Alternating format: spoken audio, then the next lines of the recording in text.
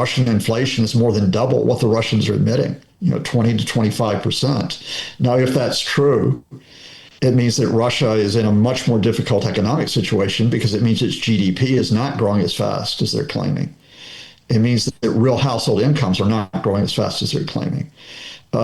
Russian oil revenues are sharply down and may be down further because of the effects of U.S. sanctions. We could be looking at oil revenues being down as much as 50%. The government deficit is sharply increasing.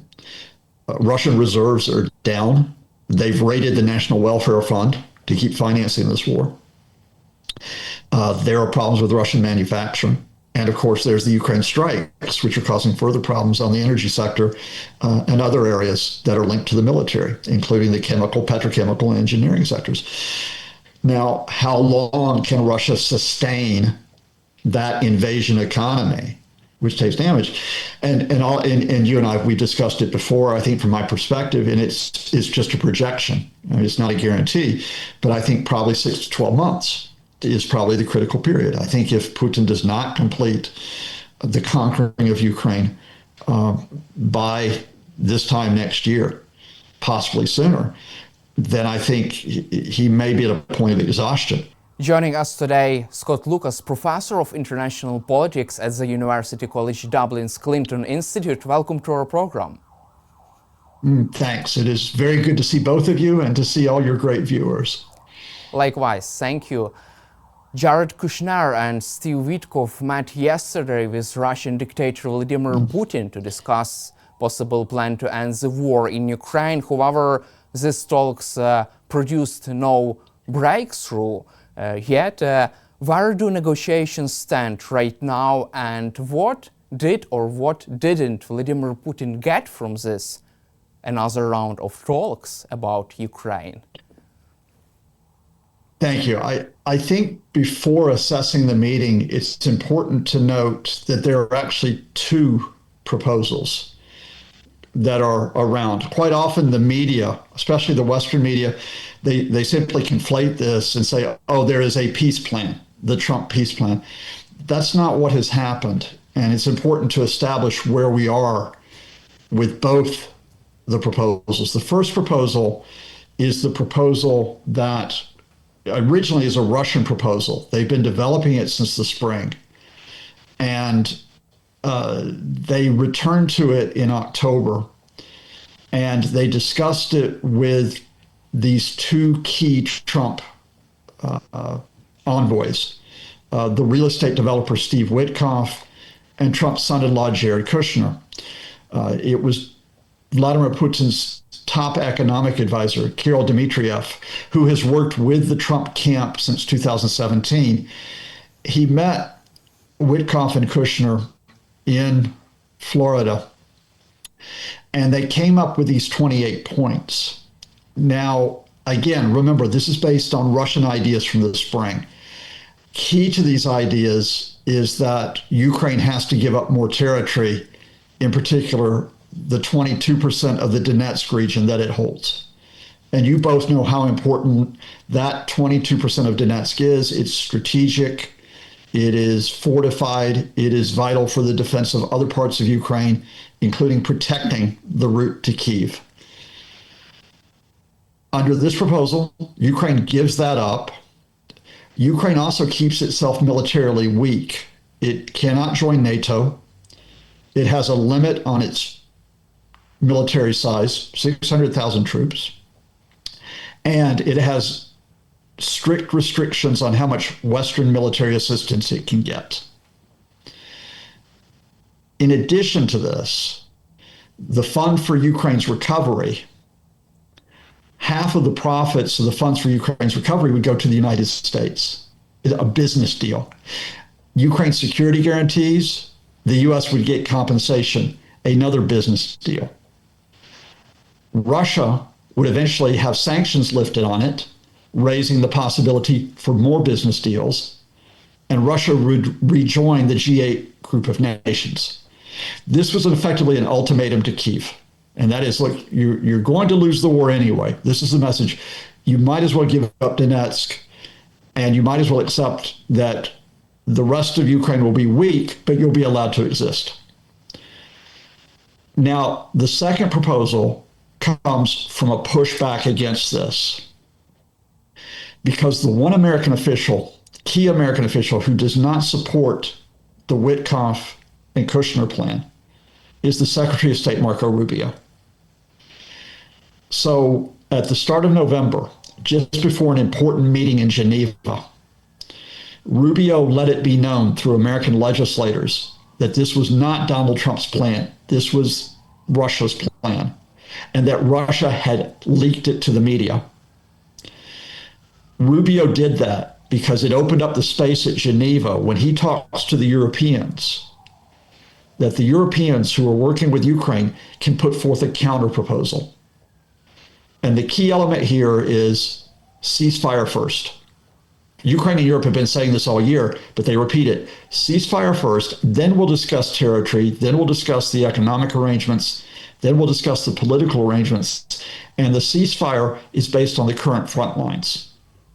Ukraine does not have to give up more territory to Russia. So two different proposals that are there. And on Sunday, it was Marco Rubio, who was at the head of the American delegation. Alongside him were Witkoff and Kushner, but they were silent. It was Rubio that was speaking when they met the Ukraine delegation, led by Rustem Umerov, the Secretary of the National Security and Defense Council. They met in Florida. And Witkoff again met Umerov on Monday, just before he went to Moscow. All right, so two different plans that are going to Moscow. Now, we know which one the Kremlin favors. They want to get that ultimatum back on the table. They want to push aside the European counterproposal. So how do they do it? And if you can give me just a few minutes to explain what happens, I think it's important to work through the meeting. Just before the meeting takes place, Vladimir Putin goes and makes a public statement. And he says, the European counterproposal is not acceptable. It's not. Europe is trying to disrupt our negotiations with the Americans. I don't want to go to war with Europe. But if Europe wants war, we will fight, right? So he has threatened Europe, and he threatens Europe to try to push it to this. He tries to push it out. No more European proposal. Then he keeps Witkoff and Kushner waiting for 3 hours. So 3 hours. They have to sit and wait while he gives a speech at a forum called the Russia Calling Forum. So he's exerting the fact, I control what happens here. The meeting in Moscow finally started after about 8 o'clock local time last night. Witkoff and Kushner come in. Putin is flanked by Kirill Dmitriev, the economic advisor who drew up that 28-point ultimatum, and by his foreign policy advisor Yuri Ushakov. Kushner and Witkoff, who do they have with them? A woman who I assume is a translator, but we don't know if she's American or has happened in the past if she's a Russian translator. Who Witkoff, because back in April, it was a Russian translator from the intelligence services that Witkoff used. So Witkoff and Kushner, they kind of look like, they look like schoolboys that go into the office of the headmaster, right? And they're sort of there to listen to what Putin's going to say for the next 5 hours.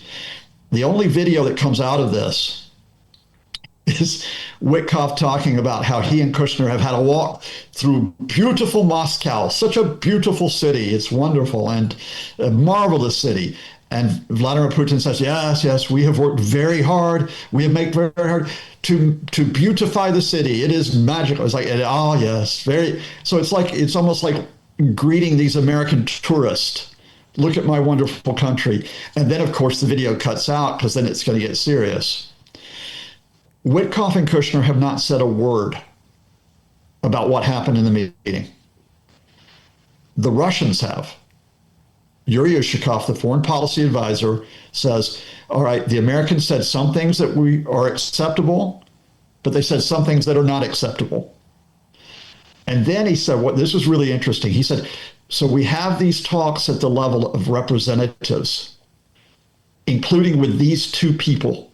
He doesn't even name them, including with these two people. If these progress, then we may have a meeting at the presidential level. So what the Kremlin is doing is they're saying to Witkoff and Kushner, you get us what we want. You get us what we want. And then we'll talk to Donald Trump. One thing to add to this, Kushner and Witkoff didn't say anything, but Marco Rubio did. He did an interview late Tuesday with an American network, Fox TV. And it was interesting because he said that there was some progress in the talks on security guarantees for Ukraine. So once again, Rubio is pushing back against Witkoff and Kushner by saying that the priority is security guarantees for Ukraine. It's not the business deals. It's not giving up Donetsk. It's not weakening Ukraine militarily. It's security guarantees. So Rubio still is holding out against Witkoff, against Kushner, and against the man behind Witkoff and Kushner, who's the vice president, J.D. Vance. From your perspective, did Vladimir Putin get what he wanted from this meeting? Because Americans and Russians, both sides, did not reveal any kind of results possibly made during these negotiations, 5 hours negotiations. And second question would be, do you feel that Vladimir Putin did deliver to them another historical speech about so-called root causes of this war? That's why this meeting lasted almost 5 hours. I hope he didn't go into his long stories about medieval princes and, you know, the fantastic fact that Russia conquered Ukraine, Muscovy, going back many centuries. I mean, even though I don't like Steve Witkoff and Jared Kushner, nobody should have to listen to Vladimir Putin's stories from what happened centuries ago. I think, to get serious, Putin wasn't going to get what he wanted in the sense that Witkoff and Kushner were going to go back and agree to everything in that ultimatum, right? They weren't going to go back and say, we're going to push the European proposal aside. We'll go back to Washington, and it will be announced that Russia will have the Donetsk region and that Ukraine will never join NATO and that Ukraine will have no foreign troops. They weren't going to announce that yesterday. The question here is, and this is what we have to watch, will Vladimir Putin get what he wants? Because Witkoff and Kushner will go back to Washington and they will get Donald Trump to announce that the ultimatum is the only outcome, right? That Trump will say that unless Ukraine agrees to give up Donetsk, that Ukraine effectively is America's enemy, that there will be no military assistance, that there will be no economic assistance, that there will be no intelligence sharing. Had it not been for Marco Rubio, I think it's possible that Putin already would have gotten what he wanted. Because remember, that 28-point plan was drawn up at the end of October. It was Rubio that pushed back against it. If you can imagine no Marco Rubio, Kushner and Witkoff might be in Moscow yesterday saying, we've reached the glorious deal, or at least saying that Putin and Trump will meet to announce the deal. The barriers still remain for Putin getting what he wants, because as long as Marco Rubio is still in the Trump administration, he's not going to accept all of the terms. And I don't think Rubio will accept giving up Donetsk. In addition, there are many legislators, including Republican legislators, and I know they don't often stand up to Donald Trump, but on this issue, I think they might. I think they will think that Trump has sold out to the Kremlin. And remember that Marco Rubio, before he became Secretary of State, was a senator. He was one of those legislators So he has those very good contacts. So I think what you have is you have a battle in America, which is between one faction within the Trump administration that are effectively now pro-Kremlin. And you have one faction in America, Rubio, many officials, you will not hear their names, they're at the working level, and legislators who are not supporting the Kremlin. And Putin is trying to influence that internal battle in the United States. And again, I'll remind you, his second objective is to split Europe off from Ukraine. Is to intimidate the Europeans where they stop insisting that they have their own proposal. Those are his two objectives. Do I think he'll achieve them? On the Europeans, no. The Europeans are reaffirming their support today for Ukraine, both in the NATO meeting and then through the latest European Union announcements. Will he succeed in Washington? That's the huge question. Why did this American negotiation team canceled a meeting with Ukrainian President Volodymyr Zelensky? I want to work through this report because sometimes we get rumors and they come out. I have seen, I think Euronews reported this, and I've seen another journalist, I think, report this, that the idea was going to be that Kushner and Witkoff were going to go to Brussels at the same time that Zelensky was coming back from Ireland and stop off in Brussels. I can't say that was not the plan. I have a suspicion now this might be Russian disinformation, if you'll let me explain why. Now, I only say suspicion. I can't prove this. It appears that the person who said this was Yuri Yushakov, Putin's foreign policy advisor. And he effectively said, we told Witkoff and Kushner to go straight back to the United States, to go back and see Trump. Now, the reason why I think this might be Russian disinformation is, think about this from Zelensky's point of view. Why would Zelensky meet Witkoff and Kushner? The logic here is that it would be Rustem Umerov who would meet Witkoff and Kushner, because Umerov would be in Brussels anyway, because we've got the NATO meeting, which is taking place, right? It was Umerov who met with Witkoff earlier this week before he went to Moscow. So I think the plan may have been for Witkoff and Kushner to meet Umerov in Brussels. That may have been the plan. But I think either something got lost and got in miscommunication, or the Russians want to send a message back, which is, we control the Americans. Send a message which is, if we tell the Americans not to meet Zelensky, they won't, right? So either miscommunication or I think a bit of Russia manipulation. For me, that's the logical explanation at this point till we find out more. We get more confirmation of what happened. Yuri Yushakov, who participated in the meeting, described the discussions as constructive, very useful, and substantive. But he also acknowledged that no compromise actually was reached and a lot of work remains. However, today, spokesperson of Putin, Dmitry Peskov, says that Putin has not rejected U.S. So-called peace plan. What exactly does this signal us about the state of the talks there? So on the one hand, the Kremlin is obviously not going to reject the proposal because it's their proposal. So they're not going to reject it. On the other hand, they face the problem of the European counter-proposal. Right?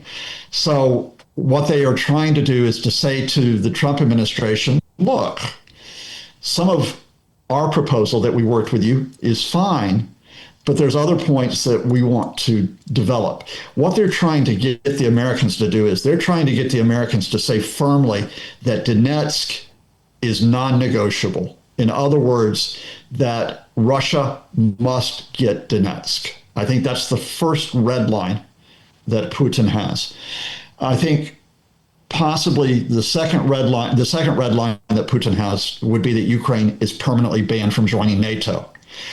Until the Americans agree to say that publicly, the Russians will not say they agree to everything in the proposal, right? Because it's got to be the Americans that announce this. This is why when Dmitriev worked out the plan with Witkoff and Kushner at the end of October, the Russians lied and said, this is Donald Trump's plan. If it appears to be a Russian plan, it appears to be the Kremlin dictating everything. They have to make it look like Donald Trump is the one who has reached peace. Okay? So Kremlin does not announce that everything is settled. They wait for the Americans to make more concessions, and then they might say, it's okay. Now we can announce this agreement, which effectively is the ultimatum. And if Kyiv doesn't agree to this, then we will continue the special military operation until it surrenders. And of course, after this long conversation, this long negotiations, neither the US nor Russia actually revealed any results of this meeting. So I'm trying to understand why they decided to not to show it to the public and to their citizens. Because in a sense, there is not an agreement yet on how you proceed, which is the key thing. And I think, look, if it was just Steve Witkoff and just Jared Kushner who involved here, I think you would have had an announcement soon, which is that the 28-point plan, what wasn't the 28-point plan, has been agreed, right? But Witkoff and Kushner don't have the authority to do that. I mean, the Trump administration is chaotic, it's destructive, but it still has to have an agreement which comes from the presidential level.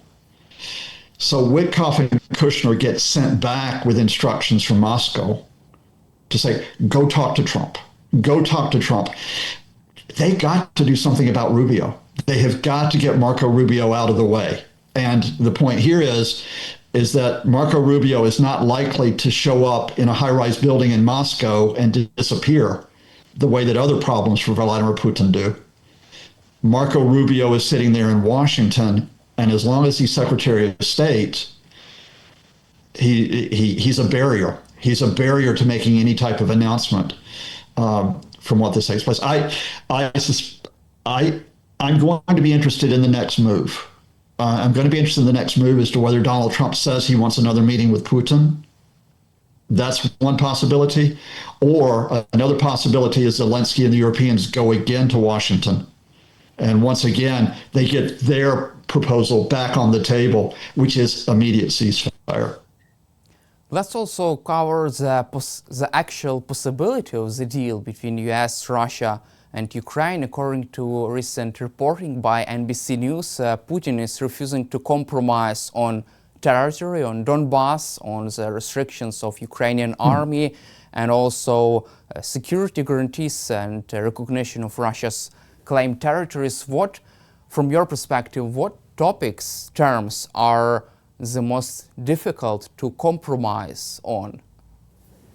Well, I think it's, Putin has stated it from his side. You'll note that President Zelensky yesterday stated it from his side, when he was here in Ireland, which is he said that, we have our three red lines as well, that we're talking about territorial integrity, we're talking about sovereignty, and we're talking about, in many respects, that, we control our military decisions. It's not Russia that controls that. So if you boil that down, it covers, I think, what we've already mentioned but elucidated, and that is Donetsk is there will be no resolution of this. There will be no settlement that is a negotiated settlement, because you cannot have it both ways. You can't give Donetsk to the Russians and then maintain Ukraine's security, because the rest of Donetsk is essential to it. So that's one issue that can't be resolved. Secondly, you cannot maintain Ukraine's security by sharply restricting its military while there are no restrictions on Russia's military and the size that it can have. You cannot have a settlement in which Ukraine cannot get assistance from others to make sure that it has the ability to defend itself against a renewed Russian invasion. So that's a sticking point. I don't think you necessarily have to say that Ukraine has to be a member of NATO. I think that has been made clear by the Europeans. They don't foresee that happening in the future, in the near future at least.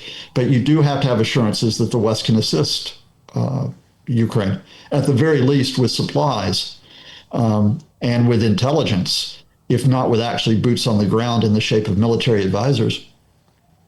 Thirdly, I think you have to have a commitment to Ukraine's reconstruction that is not one which starts with the U.S. taking profits, which is just a really nasty clause that even though the Russians would pay up 100 billion euros, or $100 billion, I should say, to this reconstruction fund, this would come from the frozen assets, the Americans would take 50% of the profits. That's for reconstruction of Ukraine. You can't negotiate that away. And then fourth, I think it was made clear by the Europeans yesterday, and it was made clear by President Zelensky, and it was made clear by the Irish host, including by our prime minister, the Taoiseach.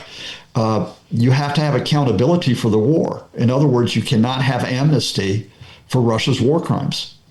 You cannot have that as part of a settlement, because if you give the Russians amnesty for their war crimes, then anybody can go to war with anybody else in the world. They can carry out mass killings, the atrocities that we've seen in Ukraine, and they could say, okay, we'll stop now, but you have to give us amnesty for the fact that we carried out, these crimes against humanity. So, those are 4 points, and there are more I could go into, but I think those are the 4 immediate ones that I think mean you're not going to have a settlement in the near future. From your perspective, is this war impossible to settle? No, it's easy to settle. I can tell you how to. I'm not that smart a guy, but I can settle it right now. Russia stops attacking. There you go. Look, no more attacks from the air that you have to endure in Lviv, and more often in Kyiv or in Zaporizhia. No more attacks on the ground, on the front line. No more attempts to seize more territory that isn't yours. That's the resolution of the conflict. We can discuss other clauses. We can discuss security guarantees, both for Ukraine and for Russia. We can discuss Ukraine's status with the European Union and with NATO. We can discuss the provisions for long-term investment as Ukraine recovers. We can discuss all of that. But that gets discussed after you start this with a ceasefire. Easy, which is what the Europeans are proposing. So let me then advance that easy answer, which is, okay, let's take on the next question. Who is it who is not agreeing to a ceasefire? Is it the Americans? No, the Americans would like there to be a ceasefire. They see business opportunities, right? Is it the President Zelensky in Ukraine that's refusing a ceasefire? No, I think you'd be very happy. Sofia, Daniel, you'd be very happy if you had no more attacks from the air, no more attacks on the ground. Is it the Europeans who are stopping a ceasefire? No. And you know the answer to this. The first person you start with, in terms of an easy answer to stop this invasion, is Vladimir Putin. He's the one that is going to continue to carry out the attacks. If Putin was serious about reaching a settlement, he would, in his own proposal with the Americans, have put a reference to a ceasefire in there. He would have put that in there. He didn't. Why not? Because until he gets all of Donetsk, until he effectively has Ukraine as a servant state, one that's too weak to resist what he wants, possibly with a government that he wants to put in place in Kyiv, until he gets the sanctions lifted on Russia, he's not going to cease fire. It's easy. And I'm sorry, the reason why I go on about a simple point at length is that day after day, and you'll see it as well, I will see pro-Kremlin activists in many parts of the world, including where I live in Ireland, or where I used to live in the UK, or my native country, the US, and they'll say, This was a NATO war. This was the NATO and Ukraine. They waged war on Russia. No, they didn't. They didn't invade Russia. Russia invaded Ukraine.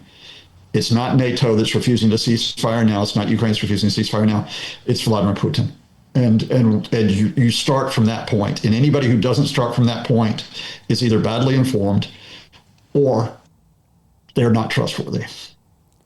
From your perspective, for how long can Vladimir Putin afford delaying ceasefire, delaying negotiations? He can't do that indefinitely. As long as the Russian economy holds out. I mean, that's the key thing. You and I have, we've discussed this for weeks. I can give you the latest statistics. An interesting study from LSE Ideas, which was done with a Ukrainian firm as well. And they're saying, according to their estimates, that Russian inflation is more than double what the Russians are admitting, 20 to 25%. Now, if that's true, it means that Russia is in a much more difficult economic situation because it means its GDP is not growing as fast as they're claiming. It means that real household incomes are not growing as fast as they're claiming. Russian oil revenues are sharply down and may be down further because of the effects of U.S. sanctions. We could be looking at oil revenues being down as much as 50%. The government deficit is sharply increasing. Russian reserves are down. They've raided the National Welfare Fund to keep financing this war. There are problems with Russian manufacturing. And of course, there's the Ukraine strikes, which are causing further problems on the energy sector and other areas that are linked to the military, including the chemical, petrochemical, and engineering sectors. Now, how long can Russia sustain that invasion economy, which takes damage? And you and I, we discussed it before, I think from my perspective, and it's just a projection. I mean, it's not a guarantee, but I think probably 6 to 12 months is probably the critical period. I think if Putin does not complete the conquering of Ukraine by this time next year, possibly sooner, then I think he may be at a point of exhaustion. But it's going to have to be at that point of exhaustion because the Russians will continue to say that they are winning day after day after day to try to keep the population on side with this. And indeed, you saw it yesterday. I mean, what does Putin do? Just before the Americans arrive, we're winning. And he says, Pokrovsk, we have taken all of Pokrovsk. And there's a video. The only video I saw is like there's one Russian soldier who runs and waves a flag for a few seconds on camera, somewhere in Pokrovsk, and they say, oh, this is our victory. Now, to my knowledge, the Russians still have not taken all of Pokrovsk in the Donetsk region. But this is going to be Putin's line. If they haven't taken it this week, he'll say it next week, he'll say it the week after. He'll keep saying we're winning until the point where they've lost. And I think I wish I could tell you there's an easy answer here, but I've said for almost 4 years, I've said this is a marathon, not a sprint. That for everybody who's talking about that we're close to a peace deal, in fact, with respect, I think the reality is different. Ukraine and Ukrainians are going to have to continue to sacrifice and to resist with all that bravery and resilience that they've shown so far. Europe's going to have to continue to provide the essential funds, not just military, but the financial funds that are needed to keep Ukraine's government going, to keep its public services going. Other countries are going to have to contribute as well. And the Canadians have made a contribution only today. They're going to have to keep doing this because you can't count on the Americans. You can't count on the Americans on a day-to-day basis, let alone 6 months from now. But I sincerely think that if the international community continues to believe in Ukrainians the way I believe in them, if they continue to believe in justice, if they continue to believe in sovereignty and in the right of people to live without fear of being attacked, then this marathon will be run. I was on a show last night, forgive me for going on at length, but I was on an Irish state broadcasting last night. And it was a three-way conversation, and Alexander Kara, who you may know, former high-level Ukrainian official, was there, saying great things as he does. And then there was a Trump supporter named Carla Sands, a former ambassador. who just simply said, "Oh, President Trump is wonderful. He's great. He's going to get peace, and Russia's winning." And I just responded to her. I said, "No. Russia had 18% of Ukraine 2 years ago. It has 19% of Ukraine, 1% more in 2 years, at the cost of more than 1.3 casualties. Ukraine is taking casualties as well. But guess what? Ukraine still has a government. It still has a nation. It still has a flag. It still has glory. And so there will not be a peace deal soon. There won't be still, but there will still be that glory of Ukraine standing in the face of everything that Russia has tried to do to break it." U.S. presidential envoy Steve Witkoff reportedly held a phone call with Putin's top foreign policy advisor Yuri Ushakov, during which he offered advices on how to deal with U.S. President Donald Trump. From your perspective, was it appropriate for Witkoff to engage with Russian officials in this way? Sofia, you know the answer to that question. It was absolutely inappropriate for Steve Witkoff on the 14th of October to speak at length with Yuri Ushakov about the tactics to be used to get Donald Trump to force Ukraine to surrender. And now, if you may, I need to tell you a story to join all the dots from that phone call up to what happened yesterday in the Kremlin. On the 14th of October, you may remember that the United States was announcing oil sanctions against Russia's two largest firms, Rosneft, Gazprom. Those include sanctions on their largest customers, China, India, Turkey. You may remember that we were talking about the possibility of Tomahawk missiles being given to Ukraine for strikes inside Russia. The Kremlin was very, very worried about this. Now, I'm not sure yet. I need to double check whether Ushakov called Witkoff or Witkoff called Ushakov. But what Witkoff says to Ushakov is, we need to get back in front of this. You need to have Vladimir Putin call Donald Trump and flatter him. Say nice things about Donald Trump. And that will get Trump back on your side. 2 days later, on October 16th, Vladimir Putin calls Donald Trump. He makes that call. The next day after that, on October 17th, Vladimir Zelensky is in the White House. He's there to talk about military affairs, including the Tomahawks. Trump says the U.S. will not give the Tomahawks to Ukraine. Witkoff says, in that meeting, 3 days after he talked to Vladimir Putin's advisor, he says, all of Donetsk should be given to Russia because many people there speak Russian. Now, Donald Trump at the end of that meeting did not go that far. Donald Trump at the end of that meeting said, no, we'll have a ceasefire, but it'll be based on the front lines. What do Witkoff and the Russians do next? The Russians send out Kirill Dmitriev to meet with Witkoff, and Jared Kushner's brought in. That's that meeting in Florida that I talked about earlier at the end of October that draws the 28-point plan. And you know the rest of the story that we described then leading up to yesterday. Let me pull all this together. On October 14th, about 6 months after the Kremlin began drawing up the plan to force Ukraine's surrender, Donald Trump's envoy, a real estate developer with no diplomatic experience, with no knowledge of Ukraine, with no real knowledge of Russia, he speaks with one of the Kremlin's top officials to work out how to give Russia the upper hand over Ukraine. Within days, that U.S. advisor working with the Kremlin has gotten a phone call between Trump and Putin.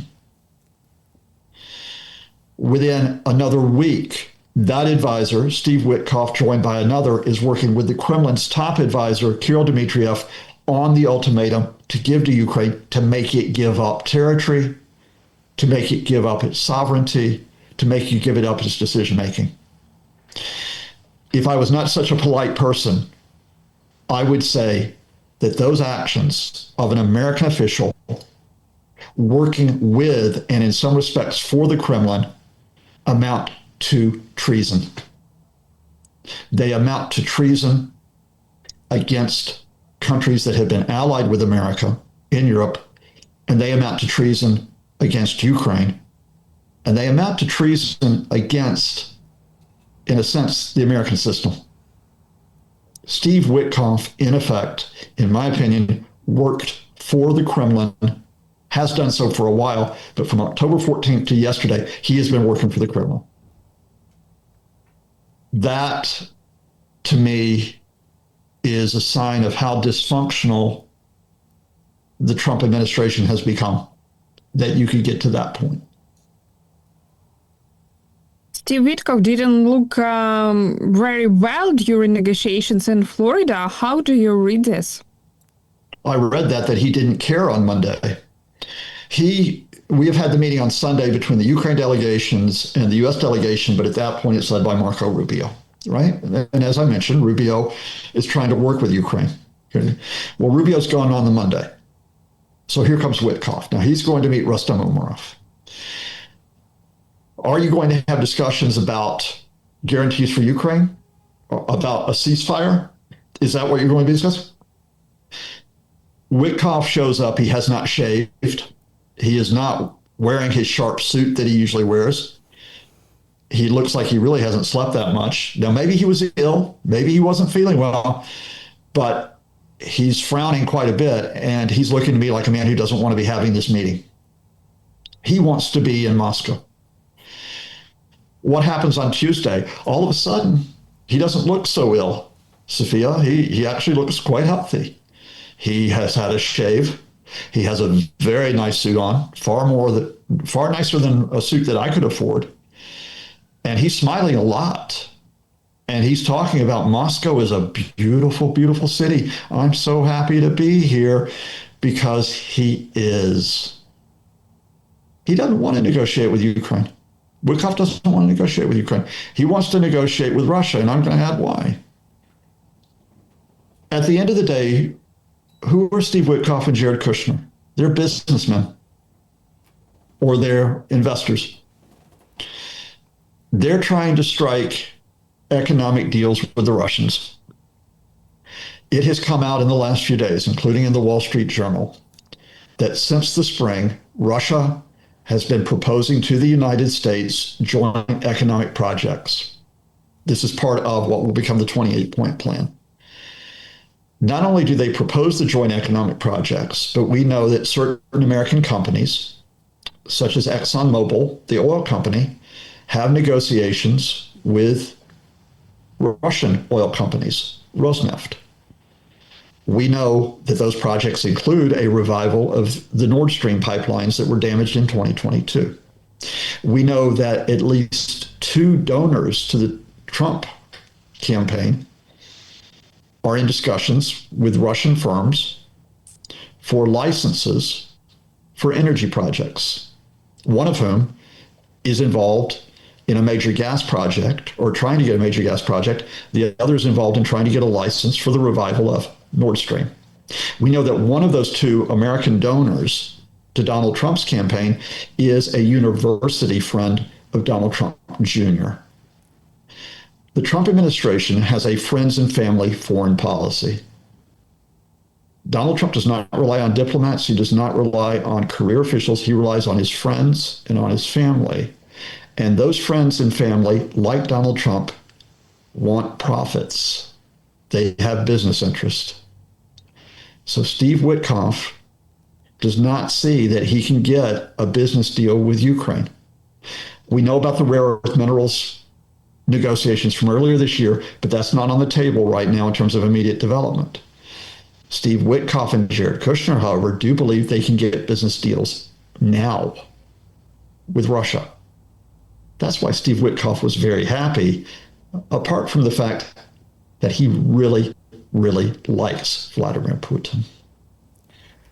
Also, would like to make this final question, ask you final question about these interesting topics we just discussed with you. Maybe next time we would discuss why does Steve Witkoff like Vladimir Putin. And right now I would like to quote Sir William Browder.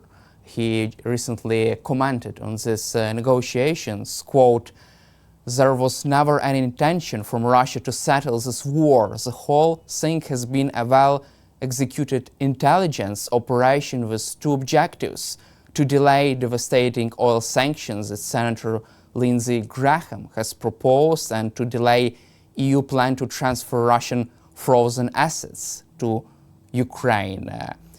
Putin is happy, and Trump will say we can't impose sanctions on Russia while we are trying to get this deal done. Do you see this as the most likely outcome of these negotiations?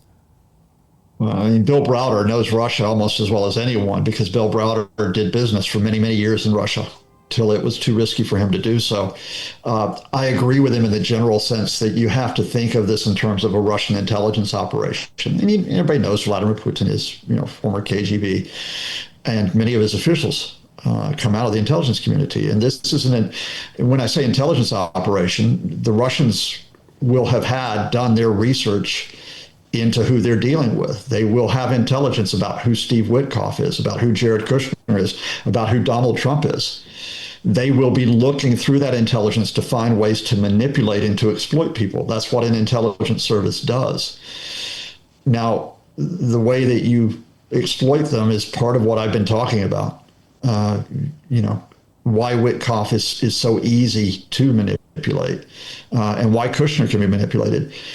Where I would slightly have a slightly different perspective from Bill Browder is probably on the American scene, in that I don't think the issue here was the proposed 500% tariffs on Russia or its customers.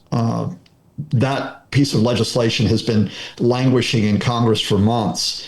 And despite Lindsey Graham periodically saying, "Oh, we're going to bring it to the floor, we're going to vote on it," he winds up not doing so. I think Putin's immediate concern were the sanctions that have been adopted. I mean, as we mentioned earlier, those sanctions on Russia's oil companies and on their customers are having a major hit in terms of Russia's oil revenues. So Russia would like to see those sanctions rolled back or lifted. And I think the second thing is that in regard to the frozen assets, I don't think that's the Russian issue here, because it's really a question of the Europeans, not the Americans, in terms of what happens to those frozen assets.